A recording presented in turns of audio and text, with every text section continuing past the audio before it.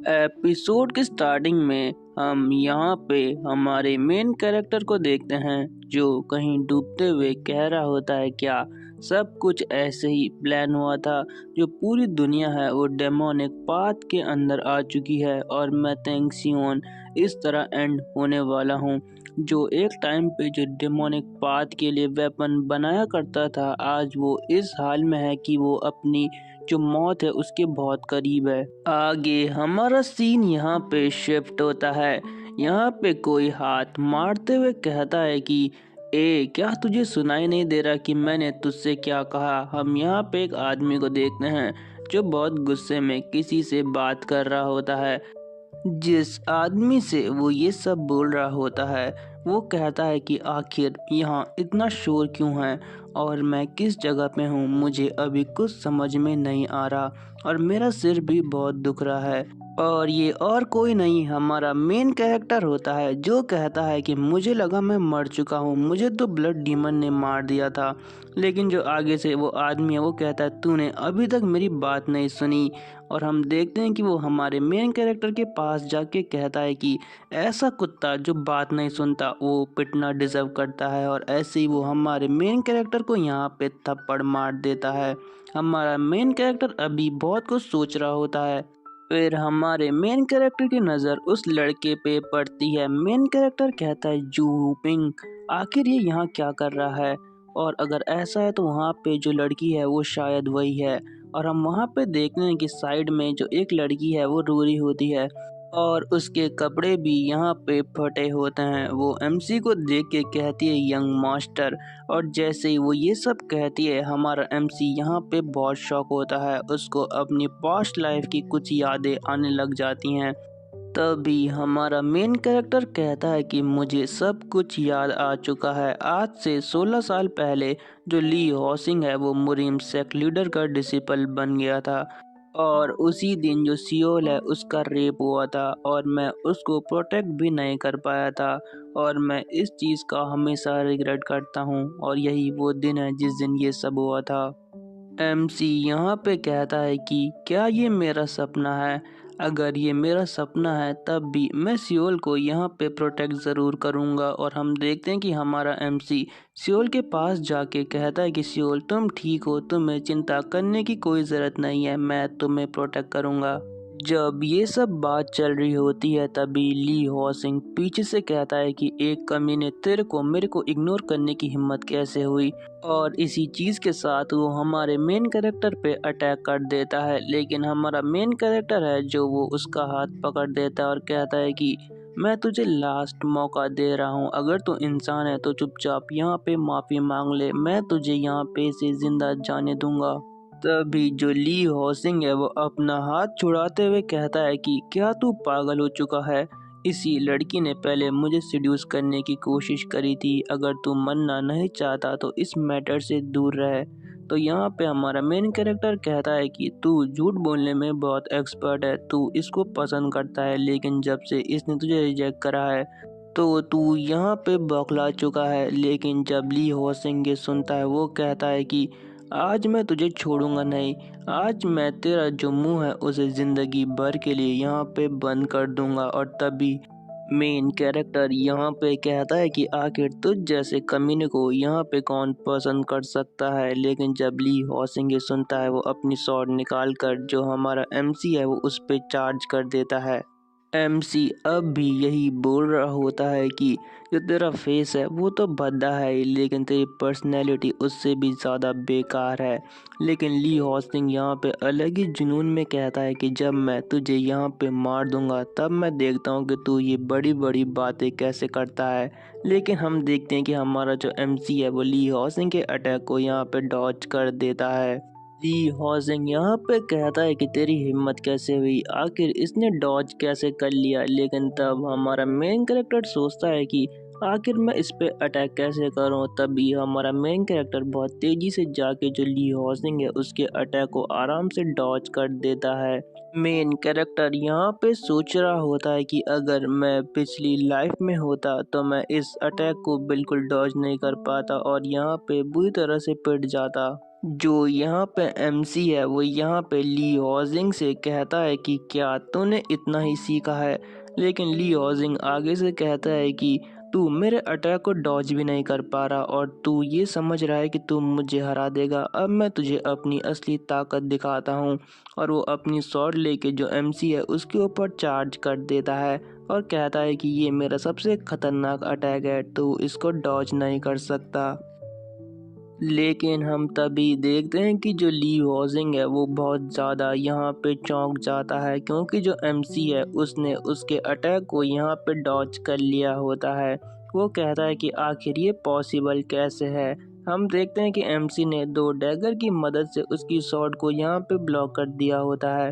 और फिर जो एमसी है वो उन्हीं डैगर की मदद से जो ली हॉजिंग है उसका बैलेंस बिगाड़ देता है और उसके पेट पे एक बहुत तेज किक मारता है, जिसकी वजह से जो ली हॉजिंग है वो बहुत दूर जाके वहाँ पे गिरता है। लेकिन फिर भी वो किसी तरह वहाँ पे अपना बैलेंस बना देता है। यहाँ पे ली हॉजिंग थोड़ा शॉक में होता है और हमारे एमसी को घूर रहा होता है।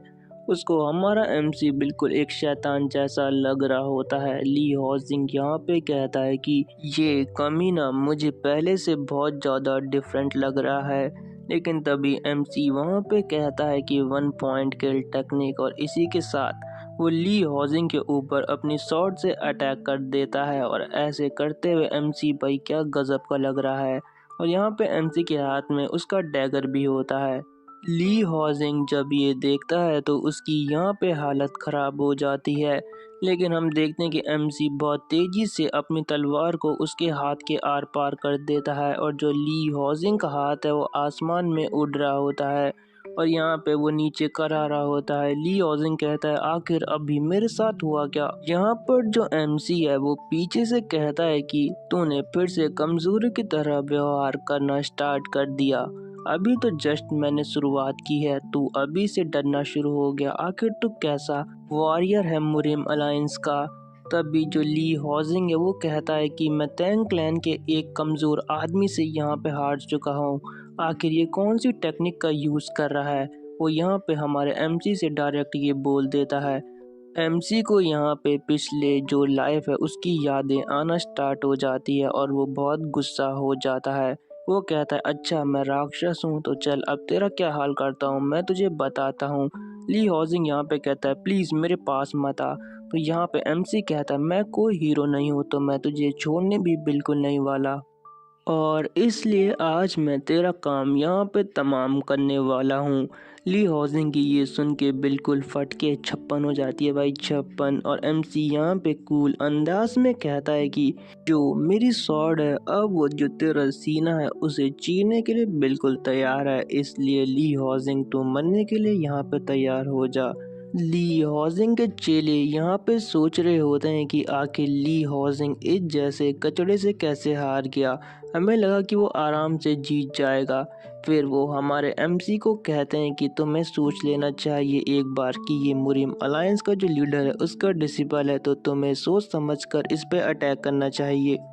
जैसे ही वो ये कहता है हमारा एमसी उसे एक बहुत खतरनाक लुक से देखता है, जिसकी वजह से जो वो आदमी है उसकी वहाँ पे फट जाती है और वो कहता है कि तुम्हें जो करना है करो, मैं यहाँ से जा रहा हूँ। और हम देखते हैं कि यहाँ पे एमसी के अंदर से एक अजीब सी कोड दिख रही होती है जो उसको यहाँ पे बहुत प्रॉब्लम कर रही होती है। एमसी यहाँ पे कहता है कि मैं अपनी डेमोनिक एनर्जी को यहाँ पे दिखा नहीं सकता, मुझे इसे सप्रेस करना ही होगा। एमसी यहाँ पे ली हॉजिंग से कहता है कि ली हॉजिंग तुम हमें नीची नज़र से देखते हो, लेकिन तुम भी एक इंसान हो। क्या तुम एक इंसान होने के बावजूद भी किसी के साथ ऐसा करने की सोच कैसे सकते हो। मुझे तो तुम्हें देखकर ही यहाँ पे घिन आ रही है ली हॉजिंग। फिर भी जो ली हॉजिंग है वो कहता है कमीने तू क्या बात कर रहा है, तू यहाँ से दूर चले जा। तभी एमसी यहाँ पे कहता है कि लगता है कि तुम मरना ही डिजर्व करता है। एमसी जो ली हॉजिंग है उसका वहाँ पे काम तमाम करने वाला होता है, लेकिन जब हम देखते हैं कि ली हॉजिंग उस पर अटैक करने ही वाला है तभी एमसी पे ही कोई अटैक कर देता है, और जिसे देखकर जो एमसी है वो थोड़ा शॉक हो जाता है।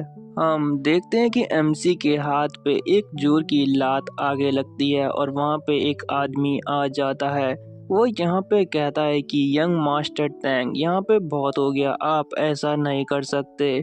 और हमारा यहाँ पे एमसी भी उस आदमी को देख रहा होता है जिसने एमसी पे अभी अटैक किया होता है। वहाँ पर और भी बहुत सारे गार्ड आ जाते हैं। उनका जो लीडर है वो कहता है कि अगर आप ऐसे ही यहाँ पे अटैक करते रहे तो हम यहाँ पे चुपचाप खड़े होके बिल्कुल नहीं देखने वाले। एमसी उनको देख के कहता है ये तो डायरेक्ट बॉडीगार्ड है, अलायंस लीडर के हर एक डिसेबल को ये बॉडीगार्ड दिए जाते हैं और इनका नाम है द स्कॉट ड्रैगन गार्ड्स। वो गार्ड यहाँ पे ली हॉजिंग को देख के कहता है ये कितना बड़ा बेवकूफ़ है जो इस हाल में यहाँ पे पहुँच चुका है। एमसी यहाँ पे कहता है कि ये तो ड्रैगन स्क्वाड गार्ड का लीडर सन वूगोंग है। अच्छा, तो ये पहले से ही इतने कमीने थे, तभी मैं सोचूं इन्होंने वो हादसा आखिर किया कैसे। मेरी पिछली लाइफ में इन सब ने ली हॉजिंग के साथ मिलके जो मुरिम अलायंस है उसे धोखा दिया था और उसी की वजह से द सिचुआन ब्लड डिजास्टर हुआ था। इसमें बहुत सारे मुरिम अलायंस के जो लोग थे वो मारे गए थे क्योंकि इन्होंने हमें धोखा दे दिया था। और लास्ट में जो मुरिम अलायंस की 30% फोर्स थी वो यहाँ पे सिर्फ इनकी वजह से मारी गई थी। आज चाहे कुछ भी हो जाए मैं इन गद्दारों को यहाँ से जिंदा नहीं जाने दूंगा। मुझे आज इनको यहीं पे ख़त्म करना होगा ताकि आगे जाके कुछ प्रॉब्लम क्रिएट ना कर सके। एमसी यहाँ पे सन वुगोंग से कहता है कि आखिर तुम यहाँ पे क्यों आए हो, क्योंकि जहाँ तक मुझे पता है कि अभी जो ली हॉजिंग है वो पूरी तरह से मुरिम अलायंस लीडर का डिसिपल नहीं बना है, तो आखिर तुम अपनी टांग यहाँ पे क्यों घुसा रहे हो। सन वूगोंग जब ये सुनता है तो वो थोड़ा शॉक हो जाता है। वो कहता है कि आखिर इस कमीने को ये सब चीज के बारे में कैसे पता है। एमसी यहाँ पे कहता है कि अभी तक तुम सब शांत थे जबकि यहाँ पे एक लड़की को हरेस किया जा रहा था, लेकिन जब मैंने उस विलन को यहाँ पे सजा दी तो तुम मुझे यहाँ पे रोक रहे हो। आखिर तुम कैसे जस्टिस करोगे इस दुनिया के साथ। सन वूगोंग यहाँ पे कहता है कि अबे चुप बे, आखिर कोई जस्टिस ऐसे करता है जैसे तू कर रहा है। मुरिम अलायंस के यहाँ पे अलग नियम चलते हैं। तभी यहाँ पे जो एमसी है वो कहता है अच्छा, तो तेरा कहने का ये मतलब है कि जो मुरिम अलायंस है उसके अपने ही नियम है। लगता है कि मुरिम अलायंस कुछ ज़्यादा ही फेयर और इम्पार्शियल है। क्यों बास्टर्ड, समझा तो मेरी बात मैं क्या बोलना चाह रहा हूँ। यहाँ पे तब सन वुगोंग कहता है कि आखिर तेरी मुरिम अलायंस को इंसल्ट करने की हिम्मत कैसे हुई, आज मैं तुझे यहाँ पे ख़त्म कर दूंगा। अगर तू मेरे सामने घुटने टेक के यहाँ पे भीख मांगे तो मैं तुझे छोड़ने के बारे में सोच सकता हूँ। लेकिन एमसी आगे से कहता है कि अरे तू गार्ड लीडर होने के बाद भी कितनी बकबक करता है, क्या तू इस पोजीशन तक सिर्फ अपनी जो बकबक है उससे ही पहुंचा है और तुझे कुछ आता नहीं है क्या। ये बात सुनकर जो सन वूगोंग है वो बहुत गुस्से में आ जाता है और कहता है कि एरोगेंट बास्टर्ड, आज तू बचने नहीं वाला। और इसी के साथ वो अपने आदमियों को जो एमसी है उस पे अटैक करने के लिए भेज देता है। यहाँ पर जो 3 मार्शल आर्टिस्ट है वो एमसी पे अटैक कर देते हैं। एमसी कहता है कि ये 3 फर्स्ट लेवल के मार्शल आर्टिस्ट है और इसी के साथ यहाँ पे जो फाइट है वो स्टार्ट हो जाती है। एमसी उन सब के अटैक को ब्लॉक करते हुए उन पे काउंटर अटैक करना स्टार्ट कर देता है, लेकिन हम देखते हैं कि पीछे से भी उस पे अटैक हो रहा होता है। एमसी पीछे से जो अटैक है उसको आते हुए देख लेता है और बड़ी मुश्किल से उस अटैक को यहाँ पे डॉज करता है, लेकिन फिर से एमसी पे पीछे से 2 मार्शल आर्टिस्ट यहाँ पे अटैक कर देते हैं। एमसी कहता है कि ये तो थोड़े बहुत एक्सपर्ट लग रहे हैं और हम देखते हैं कि यहाँ पे एमसी भी उनके अटैक को डॉज करते हुए उन दोनों को यहाँ पे अच्छी टक्कर दे रहा होता है। एमसी यहाँ पे कहता है कि मैंने पॉइंट किल टेक्निक का यूज़ करा है जिसकी वजह से जो मेरी पावर है वो यहाँ पे थोड़ी बहुत वीक हो चुकी है। और हम देखते हैं कि यहाँ पे फिर से एमसी पे वो तीनों अटैक कर देते हैं। हम देखते हैं कि एमसी यहाँ पे उसके अटैक से जंप करके बच जाता है और जो अपनी स्वॉर्ड का हैंडल है वो उस डिसाइपल के कंधे पे मार देता है, जिससे कि वो डिसाइपल वहीं पे बेहोश हो जाता है और यहाँ पे अब उठ नहीं पाता। लेकिन तब हम देखते कि एमसी एक और अटैक एक डिसाइपल पे कर देता है और वो डिसाइपल इस अटैक से एक दीवार में जाके टकराता है। और जो तीसरा वाला होता है वो तो अभी कह ही रहा होता है कि आखिर हमारे साथ हो क्या रहा है। तभी एमसी उस पे भी अटैक कर देता है। यहाँ पे एमसी अपने चाकू को हवा में उछाल देता है। वो जो डिसाइपल है वो कहता है, बास्टर्ड, आखिर तू क्या करने की कोशिश कर रहा है। लेकिन हम देखते हैं कि एमसी आसमान में जाकर जो उस मार्शल आर्टिस्ट है या डिसाइपल है उस पे फिर से अटैक कर देता है और कहता है कि लगता है कि तुम्हारी ट्रेनिंग में थोड़ी बहुत कमी रह चुकी है, उसे मैं पूरा कर दूंगा। वो डिसाइपल कहता है कि अरे ये तो बिल्कुल एक मॉन्स्टर है। लेकिन तभी यहाँ पे सन वुगोंग आके कहता है कि अरे बास्टर्ड, तेरी बहुत हो गया, अब मैं तुझे यहाँ पे दिखाता हूँ कि आखिर तेरी औकात क्या है। और यहाँ पे वो एमसी के पेट में बहुत जोर की लात मारता है, जिसकी वजह से जो हमारा मेन कैरेक्टर है वो दीवार पे जाके टकराता है और उसके मुंह से यहाँ पे ब्लड भी निकल रहा होता है। एमसी सोचता है कि इसने अचानक से मेरे पे अटैक कर दिया, मैं बिल्कुल यहाँ पे प्रिपेयर नहीं था।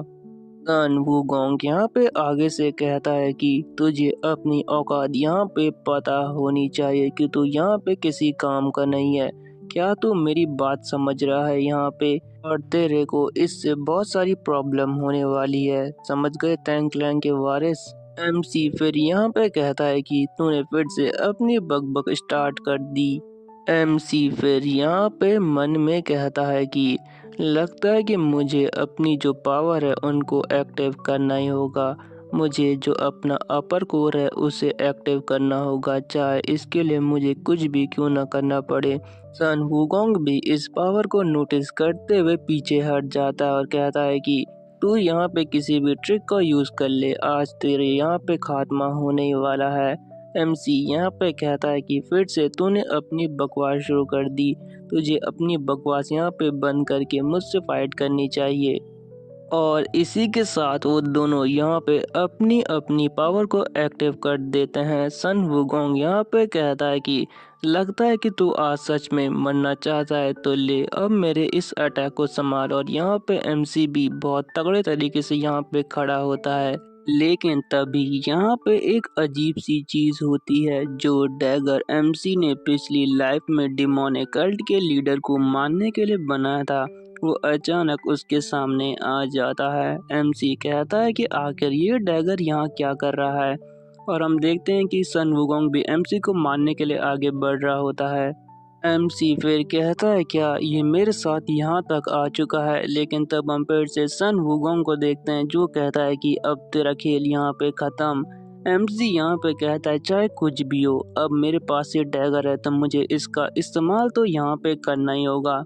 और फिर हम देखते हैं कि जो एमसी है वो उस डैगर को अपने हाथ में लेके एक बहुत खतरनाक सा अटैक करना स्टार्ट कर देता है और कहता है कि मुझे एक स्ट्राइक में ये ख़त्म करना होगा। लेकिन तभी वहाँ पे फिर से एक और अजीब चीज़ होती है, एक गोल्डन लाइट वहाँ पे आसमान में आ जाती है, जिसकी वजह से जो वो दोनों हैं उन दोनों के अटैक वहाँ पे नलीफाई हो जाते हैं और यहाँ पे उन सब की बॉडी भी काम नहीं कर रही होती है।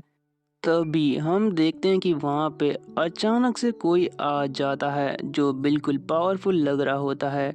और वो आदमी जैसे ही वहाँ पे आता है वो सन वुकोंग को इग्नोर करते हुए जो हमारा एमसी है उसकी साइड जाना स्टार्ट कर देता है। और हम देखते हैं कि यहाँ पे वो आदमी जो अपना हाथ है वो एमसी के कंधे पे रखते हुए कहता है कि तुम्हें इस पावर का यूज़ इतने आराम से किसी के ऊपर नहीं करना चाहिए बच्चे। और यहाँ पर एमसी भी उस आदमी को देख रहा होता है जिसका जो प्रेशर है वो बहुत खतरनाक होता है। और यहाँ पे वो आदमी और कोई नहीं जो मुरिम अलायंस का लीडर है वो होता है। एमसी उस बुड्ढे को देख के सोचता है कि जो जियांग जो है उसमें अभी इससे ज़्यादा स्ट्रांग और कोई नहीं है। और जो सारे यहाँ पे अभी एमसी पे अटैक कर रहे होते हैं वो कहते हैं कि सेक्ट लीडर, हम आपको अपनी रिस्पेक्ट शो करते हैं। यहाँ पर फिर उस बुड्ढे की पूरी शक्ल दिखाई जाती है जिसका नाम होता है सॉर्ड एम्परर यो जिनहक। और इसी सीन के साथ ये जो एपिसोड है वो यहाँ पे एंड हो जाता है। Thanks for watching and stay tuned with our channel. Bye. Episode के स्टार्टिंग में हम यहाँ पर हमारे एमसी को मुरिम अलायंस के लीडर के सामने देखते हैं।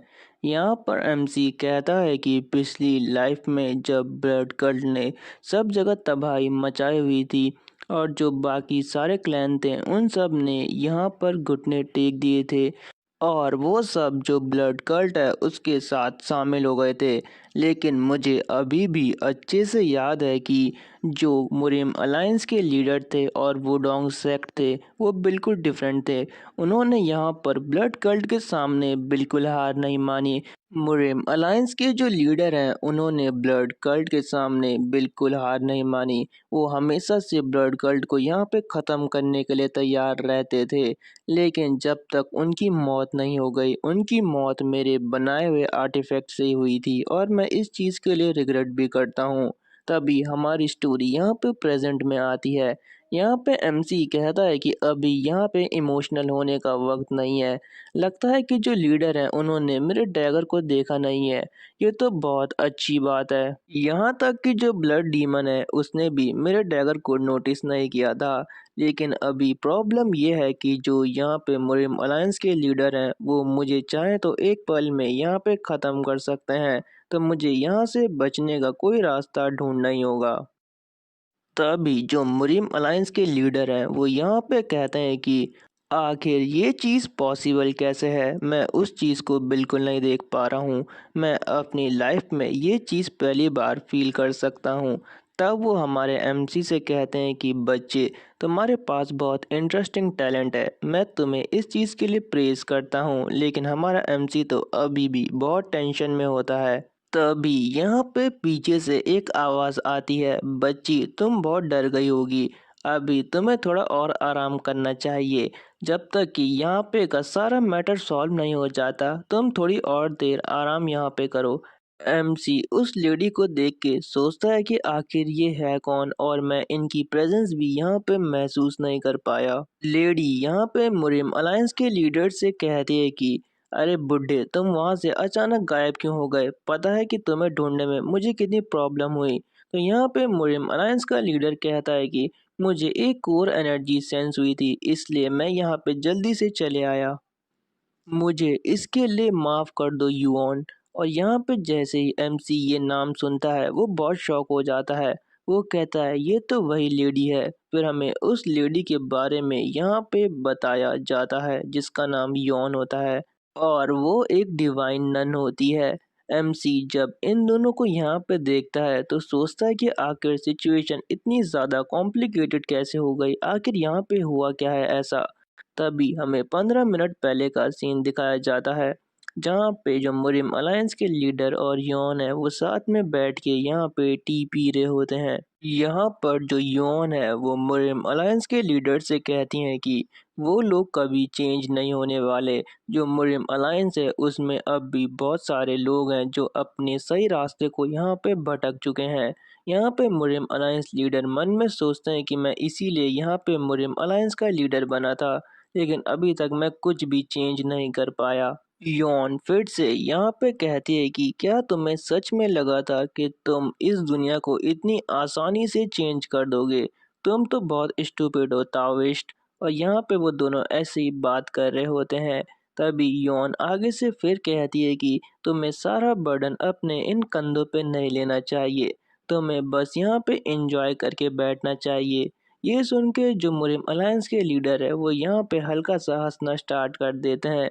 लेकिन तभी उनको एक बहुत खतरनाक एनर्जी सेंस होती है और उसके बाद हम देखते हैं कि जो यहाँ पे योन है वो कहती है कि ए बुड्ढे, हंसना बंद कर।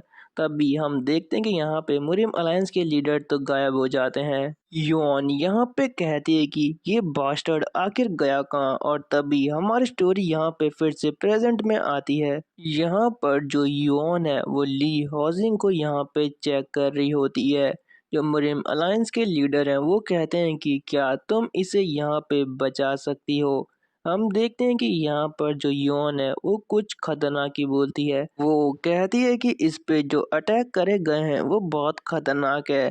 अगर यहाँ पे ग्रैंड लियो भी इसका इलाज करें तब भी इसका ठीक होना बहुत मुश्किल है। यहाँ पर जो सन वुगोंग है वो भी ये सब चीज़ सुन रहा होता है। वो कहता है कि आखिर अब मैं इन सब चीज़ों को यहाँ पे संभालूं कैसे। आगे यहाँ पे जो लियोन है वो कहती है हमारे एमसी से, बच्चे क्या तुमने इस पे उन्हीं टेक्निक का यूज करा है? ये बहुत खतरनाक है। तुमने जरूर इन पे अनऑर्थोडॉक्स मार्शल आर्ट का यूज करा है। जैसे ही मुरिम अलायंस लीडर ये सुनते हैं वो उन तीनों के ऊपर एक बहुत प्रेशर डाल देते हैं। बेसिकली डालते हमारे एमसी के ऊपर ही है, पर सब में जाता है ना, घुन भी तो पिसता है गेहूं के साथ। तभी जो कमीना सन वुगोंग है वो भी कहता है कि डिवाइन फिजिशियन यहाँ पे बिल्कुल सही बोल रही है। ये कचड़ा एक थर्ड रेट वॉरियर है और इसके साथ इसने फर्स्ट रेट वॉरियर को हरा दिया। आखिर ये पॉसिबल कैसे है? मैं इसके साथ लड़ना बिल्कुल नहीं चाह रहा था। कमीना कितना झूठ बोल रहा है यहाँ पे। यहाँ पे सन वुगोंग फिर से कहता है कि लेकिन मेरे पास कोई चॉइस नहीं थी। तभी अलायंस लीडर यहाँ पे हमारे एमसी से कहते हैं कि बच्चे तुम मुझे इन सब चीज़ों को कैसे एक्सप्लेन करने वाले हो। एमसी यहाँ पे प्रेशर से खड़ा होता हुआ कहता है कि यहाँ पे एक्सप्लेन करने लायक कुछ नहीं है। ये सब मेरे टैंक क्लैन की टेक्निक है जिनकी मदद से मैंने इन्हें हराया है। भले ही यहाँ पे जो मेरा क्लैन है वो डिस्ट्रॉय होने की कगार पे है, लेकिन जो मेरा खून है वो अभी भी सेम है। जो भी मेरे क्लैन के मेंबर पे हाथ लगाने की कोशिश करेगा मैं उसका हाथ यहाँ पे काट डालूंगा। और अब से जो मेरी यहाँ पे पोलाइटनेस है वो ख़त्म होती है। अगर तुम मुझे यहाँ पे रोकना चाहते हो तो चलो आ जाओ, देखते हैं कि आज कौन किसके सामने कितनी देर टिकता है। और ये भाई किससे कह रहा है भाई, वो मुरिम अलायंस का लीडर है, थोड़ी तो शर्म कर ले भाई एमसी। जब मुरिम अलायंस का लीडर ये बात सुनता है तो भाई वो तो बिल्कुल गुस्सा हो जाता है। वो यहाँ पे कहता है कि क्या तू अपने एक्शंस की वजह से यहाँ पे मरना चाहता है? क्या तुझे मौत से डर नहीं लगता? और यहाँ पर वो एमसी पे प्रेशर डालना स्टार्ट कर देते हैं। फिर हम उनकी आंखों को देखते हैं जो गोल्डन लाइट में चमकने लग जाती हैं और यहाँ पे जो एमसी है उसको उसके प्रेशर से बहुत दिक्कत हो रही होती है। मुरिम अलायंस के लीडर जो अपनी सॉर्ड है वो एमसी की तरफ करते हुए कहते हैं कि जो तुम्हारा ये कमजोर सा रिवेंज है वो तुम्हारी लाइफ से इम्पोर्टेंट है क्या? लेकिन एमसी कहता है ये कोई रिवेंज नहीं है। फिर वो मन में सोचता है कि मैं मुरिम अलायंस को यहाँ पे फिर से तबाह होते हुए नहीं देख सकता, क्योंकि पिछली लाइफ में जो मुरिम अलायंस था वो पूरी तरह से डिस्ट्रॉय हो चुका था। तब यहाँ पे एमसी कहता है कि मैं सिर्फ एक ही चीज़ करने की कोशिश कर रहा हूँ। मैं इस दुनिया को थोड़ा थोड़ा करके बस सुधारने की कोशिश कर रहा हूँ। और इसी के साथ जो एमसी है उसकी बॉडी से ब्लू ऑरा निकलना स्टार्ट हो जाता है और वो मुरिम अलायंस लीडर से कहता है कि चाहे इसके लिए जो मेरी ज़िंदगी है वो भी कुर्बान हो जाए, लेकिन मैं ये करके रहूँगा। अलायंस लीडर यहाँ पे मन में सोचते हैं कि ये भी बिल्कुल वैसी ही बातें कर रहा है जैसे मैं किया करता था। क्या सच में ये भी उसी पाथ पे चलने की कोशिश कर रहा है? अलायंस लीडर फिर यहाँ पे अपनी स्वॉर्ड को हिलाते हुए कहते हैं कि अगर तुम्हारी विल इतनी स्ट्रांग है तो जरा ये देखो। यहाँ पे एमसी भी उस साइड देखने लग जाता है। हम देखते हैं कि अलायंस लीडर यहाँ पे अपनी जो स्वॉर्ड आर्ट है उसे परफॉर्म करना स्टार्ट कर देते हैं, जिसकी वजह से वहाँ पे जो पावर का मैसिव डिस्ट्रक्शन टाइप का माहौल हो जाता है। यहाँ पे हम देखते हैं कि जो अलायंस लीडर है उनके पीछे एक काली सी मतलब परछाई टाइप की बन जाती है जो उन्हें कवर कर रही होती है। जब एमसी अलायंस मास्टर को ऐसे देखता है तो वो यहाँ पे मन में कहता है कि बस एक स्ट्राइक में मुझे यहाँ पे काउंटलेस काइजी फिगर दिख रहे हैं। आखिर ये पॉसिबल कैसे है कि तुम एक ही साइड में ऐसा कर सकते हो? लेकिन जो कुछ मैं अपनी आंखों के सामने अभी देख रहा हूँ ये बहुत ज़्यादा ब्यूटीफुल है। जब अलायंस लीडर इस मार्शल आर्ट्स और स्वॉर्ड आर्ट को परफॉर्म कर रहे हैं तो ये स्वॉर्ड बहुत ज़्यादा ब्यूटीफुल लग रही है। और यहाँ पे तब एमसी कहता है कि आखिर यही है वुडोंग स्वॉर्डमैनशिप। आखिर कोई इतने ब्यूटीफुली इस आर्ट को परफॉर्म कैसे कर सकता है? लेकिन तभी हम देखते हैं कि अलायंस मास्टर यहाँ पे बहुत ज़ोर से चिल्लाते हैं और कहते हैं कि ली हॉजिंग यहाँ पे उठ जाओ, आखिर तुम वहाँ पे लेटे लेटे क्या कर रहे हो इतनी देर से? जैसे ही ली हॉजिंग अपने मास्टर को देखता है वो कहता है कि मास्टर आप यहाँ पे आ गए, आप मुझे बचाने यहाँ पे आ चुके हो मास्टर। यहाँ पर युआन ली हॉजिंग को उठते देख कहती है कि मैंने इस कमीने को आखिरकार बचा ही लिया। ली हॉजिंग कहता है कि आखिर ये ऐसी बातें कैसे कर सकते हैं, मैं अभी अभी मौत से बच के यहाँ पे आया हूँ। अलायंस लीडर यहाँ पे कहते हैं कि ली हॉजिंग तुम्हारे अपोनेंट ने अपनी राइटनेस को यहाँ पे साबित कर चुका है, तो चलो अब तुम बताओ तुम इसे कैसे प्रूव करोगे? फिर अलायंस लीडर यहाँ पे जाते हुए कहते हैं कि मैंने गलत आदमी से ये सवाल पूछ चुका है। ली हॉजिंग यहाँ पे कहता है कि मास्टर, मैं भी अपनी जान को दांव पे लगा सकता हूँ, बस उस बास्टर्ड ने पहले मुझ पे अटैक कर दिया। तभी यहाँ पे अलायंस लीडर कहते हैं कि चुप हो जाओ, तुम्हें आगे बोलने का यहाँ पे कोई हक नहीं है। ली हॉजिंग कहता है कि मेरे कान तो बस फूटने ही वाले हैं। तभी अलायंस लीडर यहाँ पे एमसी के सामने आते हुए कहते हैं कि मुझे माफ कर दो, मैं अपने डिसिपल्स को यहाँ पे ढंग से ट्रेन नहीं कर पाया। तुम जैसे चाहे इसे पनिश कर सकते हो, मैं इन सब चीज़ की रिस्पॉन्सिबिलिटी लेने के लिए तैयार हूँ। तो यहाँ पे एमसी कहता है थैंक यू, और ली हॉजिंग को देखो भाई क्या हाल हो रखा है उसका। यहाँ पे अलायंस लीडर ली हॉजिंग से कहते हैं कि मैंने तुम्हारे जैसा डिसाइपल होने की उम्मीद कभी नहीं की थी ली हॉजिंग। और यहाँ पे फिर हम देखते हैं कि हमारा जो एमसी है वो यहाँ पर ली हॉजिंग को पनिशमेंट देने के लिए आगे बढ़ जाता है, और भाई बहुत खतरनाक लग रहा है। लगता है कि एमसी आज इसका यहीं पे काम तमाम कर देगा। लेकिन इसी के साथ ये एपिसोड एंड हो जाता है। Thanks for watching and stay tuned with our channel. इसके एपिसोड हर 2 दिन में मैं अपलोड कर दूंगा, इसीलिए चैनल को सब्सक्राइब करना मत भूलिएगा। एपिसोड के स्टार्टिंग में यहाँ पे ली हॉजिंग एमसी से कह रहा होता है कि एक कमीने मुझसे दूर रहे, तुझे मेरे पास आने की कोई ज़रूरत नहीं है। एमसी यहाँ पे अपने हाथ में एनर्जी इकट्ठा करते हुए कहता है कि मैं तुझे आज ऐसी सज़ा देने वाला हूँ कि जो मौत है तुझे वो 100 गुना अच्छी लगेगी ऐसे जीने से। तो और हम देखते हैं कि एमसी जो ली हॉजिंग है उसके पेट पे बहुत तेज मुक्का मारता है। बेसिकली एमसी यहाँ पे जो ली हॉजिंग का एनर्जी कोर है उसे डिस्ट्रॉय यहाँ पे कर देता है। बेसिकली यहाँ पे जो एमसी है उसने ली हॉजिंग को बहुत बुरी तरह से यहाँ पे डिस्ट्रॉय कर चुका है, यहाँ तक कि अब वो अपनी कल्टीवेशन को भी यूज़ नहीं कर सकता। और हम देखते हैं कि ली हॉजिंग यहाँ पे बहुत तेज जाके दीवार से लग जाता है। एमसी कहता है कि तुझ जैसे कमीने को तो जीने का भी कोई हक नहीं है, लेकिन मैं तुझे यहाँ पे जीने से भी खतरनाक सजा यहाँ पे ऑलरेडी दे चुका हूँ। और जो अलायंस लीडर हैं वो भी ये सब देख रहे होते हैं। पीछे से अलायंस लीडर यहाँ पे कहते हैं कि तुम इन्हें भी कुछ पनिशमेंट दो, इन्होंने भी तुम्हें परेशान किया है। तो यहाँ पे एमसी सोचता है कि अगर अलायंस लीडर ने इनको धोखा देने के लिए नहीं कहा तो आखिर कौन था, मुझे यहाँ पे उसको ढूंढना ही होगा। तब तक के लिए इन तीनों को या इस स्क्वाड को यहाँ पे जिंदा रहना होगा। एमसी यहाँ पे अलायंस लीडर से कहता है कि आपने भी मेरी बदतमीजी को यहाँ पे माफ़ करा था, तो मैं भी आपको ये करके यहाँ पे रीपे करना चाहता हूँ। फिर जो एमसी है वो यहाँ पे अपने जो क्लैन की लड़की है उसे उठा के वहाँ से जाना स्टार्ट कर देता है। अलायंस लीडर यहाँ पे एमसी से कहते हैं कि अगर तुम्हारे पास थोड़ा टाइम हो तो मैं तुम्हारे क्लैन आके तुमसे मिलना चाहूँगा। एमसी कहता है कि अगर आप चाय पीने आएंगे तो मैं ज़रूर आपका वहाँ पे स्वागत करूँगा। आगे हमें बताया जाता है कि जो तैंग क्लैन है वो तैंग माउंटेन पे सिचुएटेड है। भले ही इस माउंटेन का नाम पहले कुछ और था, लेकिन बाद में सब इसे तैंग माउंटेन के नाम से जानने लगे। और इसी माउंटेन के बीच में हमारा सिचुआन तैंग क्लैन है, और यहीं हमारा मेन मैनर लोकेटेड है। लेकिन अब जो हमारा सेक्ट है उसकी जो रेपुटेशन है वो इतनी अच्छी नहीं है, क्योंकि हमारे क्लैन को टॉप 7 ग्रेट सेक्ट में से निकाल दिया गया है, और हमारी जो फोर्स है वो भी बिल्कुल आधी हो चुकी है। इसके बाद हमें जो तैंग क्लैन है उसके अंदर का सीन दिखाया जाता है। यहाँ पे एक लेडी और उसके पीछे उसका एक मास्टर या बॉडीगार्ड होता है, जो कहता है कि लेडी आप अपनी बात यहाँ पे शुरू कर सकती हैं। तो यहाँ पे वो लड़की कहती है कि सारी असैसिनेशन स्क्वाड यहाँ पे मेरी बात सुनो।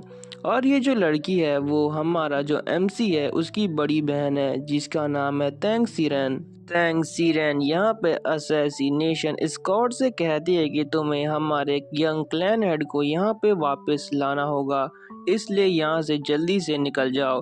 तभी हम देखते हैं कि वहाँ पर पीछे से हमारा एमसी आ जाता है। एमसी की सिस्टर भी यहाँ पर जो एमसी है उसे देख लेती है और कहती है कि तैंग सिहून, आखिर तुम कहाँ से आ रहे हो।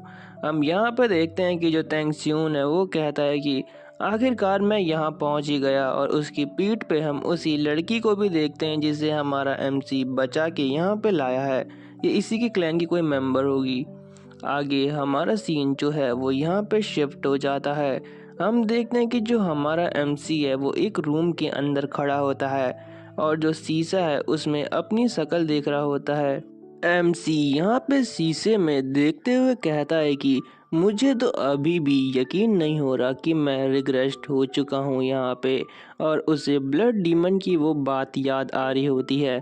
इसमें ब्लड डीमन कह रहा होता है कि चलो फिर से मिलेंगे। और जब एमसी ये बात सोचता है तो उसे बहुत गुस्सा आ जाता है। वो कहता है कि क्या ब्लड डीमन नहीं तो ये सब नहीं करा। लेकिन फिर हम देखते हैं कि वहाँ से गुस्से में निकल जाता है बाहर की तरफ। हॉल में जाते हुए एमसी कहता है कि भले ही ब्लड डीमन ने ये सब कुछ प्लान किया हो लेकिन इस बार मैं उसको बिल्कुल नहीं छोड़ूंगा। ये जो लाइफ है वो पिछली लाइफ से बिल्कुल डिफरेंट होने वाली है। और फिर हम देखते हैं कि एमसी यहाँ पे एक जगह पहुँच जाता है जहाँ पे मार्शल आर्ट्स की यहाँ पे किताबें रखी होती है। एमसी यहाँ पे कहता है कि ये मेटल क्राफ्ट मार्शल आर्ट है जो टैंग क्लैन के ब्लैक स्मिथ यूज करते हैं और अब मैं इसे सीखने की यहाँ पे थोड़ी कोशिश करने वाला हूँ। एमसी आगे कहता है कि ये जो टेक्निक है ये मुझे मेरी जो पिछली लाइफ है उसके बारे में याद दिलाती है। हम देखते हैं कि पिछली लाइफ में भी एमसी ने इससे प्रैक्टिस करने की कोशिश की होती है लेकिन वो इसमें पूरी तरह से फेल हो जाता है क्योंकि ये टेक्निक जो एमसी है उसके लिए बनी ही नहीं थी, जिसकी वजह से जो एमसी का यहाँ पे एनर्जी कोर था वो भी थोड़ा बहुत डैमेज हो जाता है। लेकिन ये जो मार्शल आर्ट्स थी ये रीजनरेटिव एबिलिटी के लिए बहुत बढ़िया थी लेकिन ये उतनी ही पुअर जो एनर्जी कोर में एनर्जी जमा करने के लिए यूज होती है उसमें उतनी ही वीक थी। लेकिन मेरे पास और कोई ऑप्शन नहीं था इसलिए मैंने इसमें ही एडवांस किया था। गाइस मुझे पता है कि यहाँ पे स्टोरी थोड़ी सी बोरिंग लग रही है तो मैं आपको शॉर्ट में बता देता हूँ। जो एमसी की मार्शल आर्ट है इसी की मदद से एमसी जो आर्टिफैक्ट है उन्हें बना सकता है जो डिवाइन आर्टिफैक्ट होते हैं। और पिछली लाइफ में एमसी इन्हीं की मदद से वो आर्टिफैक्ट बना पाया था लेकिन उस प्रोसेस में जो उसकी एनर्जी कोर थी ना वो डैमेज हो गई थी जिसकी वजह से वो मार्शल आर्ट में थोड़ा वीक हो गया था।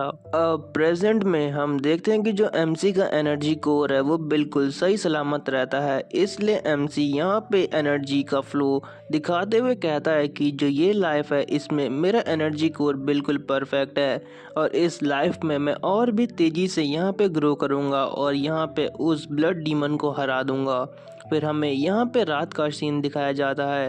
जो टैंग क्लैन है वहाँ पे पूरी तरह से रात हो चुकी होती है और फिर हम यहाँ पे हमारे एमसी को देखते हैं जो यहाँ पे कहता है कि अब मुझे बढ़िया लग रहा है। जो मेरी मेरिडियंस है और अपर एनर्जी कोर है वो पूरी तरह से एक दूसरे के साथ कनेक्ट हो चुके हैं और जो मेरी एनर्जी है वो यहाँ पे अब स्टेबल फेज में एंटर कर रही है।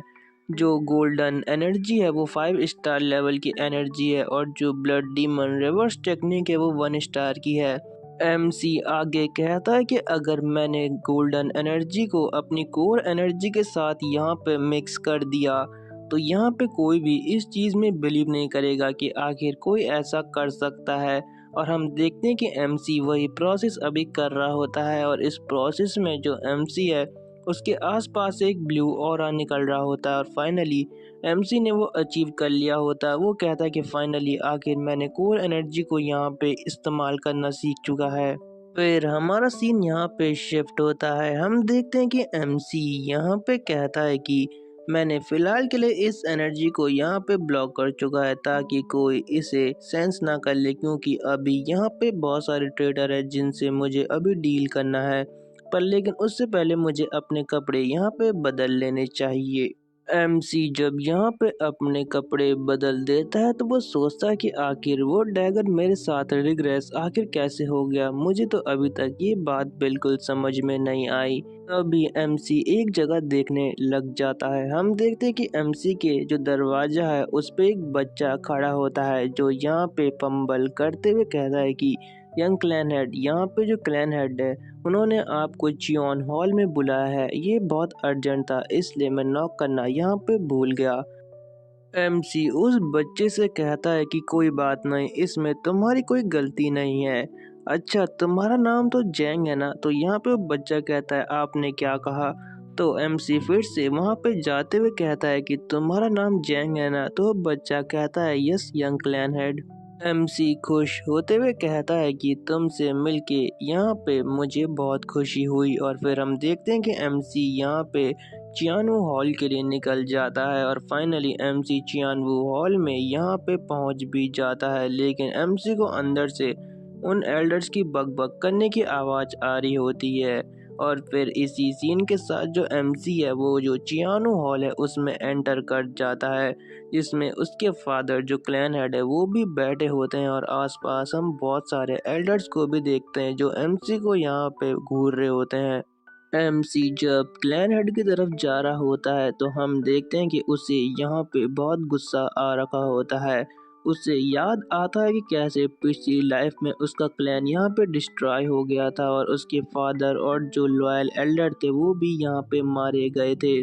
और फिर हम आगे यहाँ पे देखते हैं कि उसको वो भी याद आता है जब उसके फादर की लाइफलेस बॉडी उसके हाथ के सामने पड़ी हुई थी। फिर एमसी यहाँ पे बहुत बैडेस्ट तरीके से अपने घुटनों पे आते हुए कहता है कि थैंक्स सीहोन। यहाँ पे जो क्लैन हेड है उन्हें अपने रिस्पेक्ट यहाँ पे शो करता है, तो होपफुली आप मेरी रिस्पेक्ट को यहाँ पे एक्सेप्ट करेंगे। और फिर से एमसी को अपने पास्ट के वो बुरे ख्याल याद आ रहे होते हैं और यहाँ पे वो फिर क्लैन हेड से कहता है कि आपके ऑर्डर पे मैं यहाँ पे आ चुका हूँ क्लैन हेड। और फिर हम देखते हैं कि आगे से जो क्लैन हेड है वो कहते हैं कि चलो तुम वहाँ से खड़े हो सकते हो। और ये हमारे एमसी के फादर होते हैं जिनका नाम होता है तेंग म्यूवुल। एमसी यहाँ पे कहता है कि थैंक यू क्लैन हेड। और जैसे ही एमसी यहाँ पे खड़ा होता है पीछे से एक एल्डर कहता है कि तुम ऐसे अजीब सा एक्ट क्यों कर रहे हो, तुम्हें यहाँ पे थोड़ा ठीक से व्यवहार करना चाहिए। और इसी सीन के साथ ये जो एपिसोड है वो यहाँ पे एंड हो जाता है। Thanks for watching and stay tuned with our channel. Bye. Episode के स्टार्टिंग में यहाँ पे एमसी कहता है कि अभी टैंकलैंड डेंजर में है तो मुझे इसको ढंग से हैंडल करना होगा।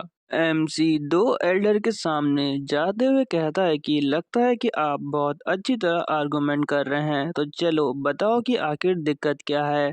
और एमसी मन में कह रहा होता है कि यही वो दो कमीने हैं जो हमें धोखा देने वाले हैं। तभी उन एल्डर में से एक हाथ उठाते हुए कहता है कि मैं इस कन्वर्सेशन को कंटिन्यू करना चाहता हूँ। इस एल्डर का नाम यहाँ पे तैंग होयुल होता है। तैंग होयुल यहाँ पे एमसी से कहता है कि क्या तुम्हें पता भी है कि तूने यहाँ पे कितनी बड़ी प्रॉब्लम क्रिएट कर चुकी है। अगर तू चाहता है कि तैंग क्लैन यहाँ पे सही सलामत रहे तो चुपचाप यहाँ पे मुरिम अलायंस के लॉ इन्फोर्समेंट हॉल के सामने जाके अपनी गलतियों को यहाँ पे मान ले। एमसी यहाँ पे तैंग होयुल को देख के सोचता है कि ये उन दोनों में से एक कमीना है जिसने हमारे क्लैन को यहाँ पे धोखा दिया था। ये बहुत लालची इंसान है, लेकिन अब मैं पास्ट में वापस आ चुका हूँ तो मैं ये इंश्योर करूँगा कि जो तूने अभी तक सारी प्लानिंग करी है मैं उस प्लानिंग को यहाँ पे डिस्ट्रॉय कर दूं और साथ ही साथ तुझे भी यहाँ पे डिस्ट्रॉय कर दूं। एमसी यहाँ पे फिर से कहता है कि जो पास्ट है वो अभी फ्यूचर बन चुका है और मुझे अच्छे से याद है तैंग होयुल ने अचानक से कहा कि वो हमारे क्लैन को यहाँ पे छोड़ के जा रहा है। मैंने उसे रोकने की यहाँ पे बहुत कोशिश करी तो तैंग होयुल ने यहाँ पे कहा था कि ये बिल्कुल सच है, मैं यहाँ से जा रहा हूँ। तो मैंने उससे कहा था कि अगर माने स्कॉट एजेंसी डिसअपियर हो गई तो तैंग क्लैन यहाँ पे डिस्ट्रॉय हो जाएगा। तो तैंग होइल ने आगे से कहा था तूने सही कहा, मैं यही तो चाहता हूँ। तो मैंने उससे वापस पूछा कि अंकल आखिर आप ऐसा क्यों कर रहे हो। तो इस कमीने ने वहाँ पे कहा था कि बच्चे तू अभी तक नहीं समझा कि आखिर तेरे साथ हुआ क्या है। तैंग मेहुल ने मेरे से मेरी क्लैन हेड की पोजीशन छीन ली।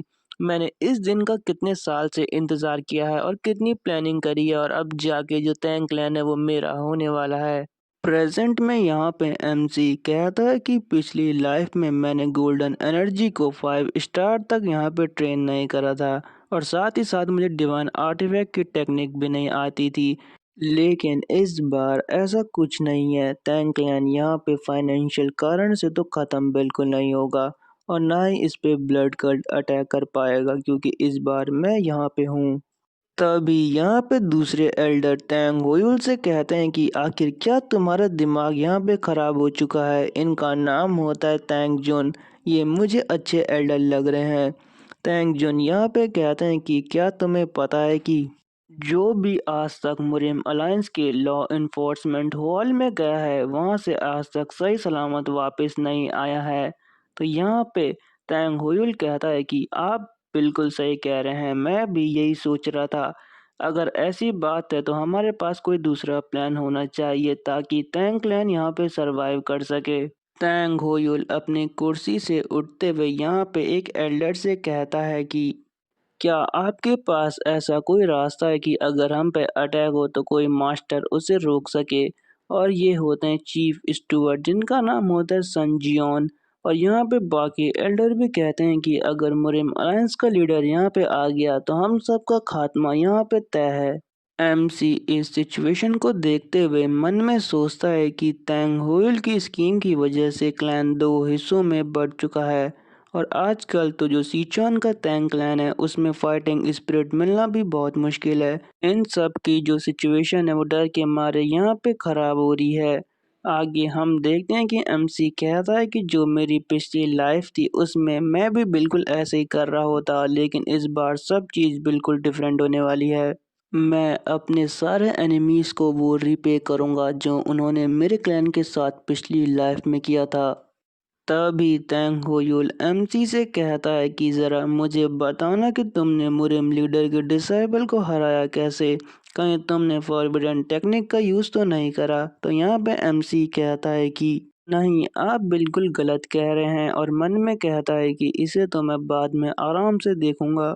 आपको मुझसे ये क्वेश्चन नहीं पूछना चाहिए। तभी हम देखते हैं कि टैंग होयुल यहाँ पे अपनी एनर्जी रिलीज करते हुए कहता है कि क्या तुमने क्या कहा, यहाँ कोई मजाक नहीं चल रहा। और मन में सोचता है कि ये एक थर्ड लेवल का मार्शल आर्टिस्ट है, ये मेरी एनर्जी को बिल्कुल नहीं सह सकता। लेकिन हम देखते हैं कि एमसी जो टैंग होयुल की एनर्जी है उसे आराम से वहाँ पे एंड्योर कर रहा होता है और टैंग होयुल को यहाँ पे बहुत घूर रहा होता है।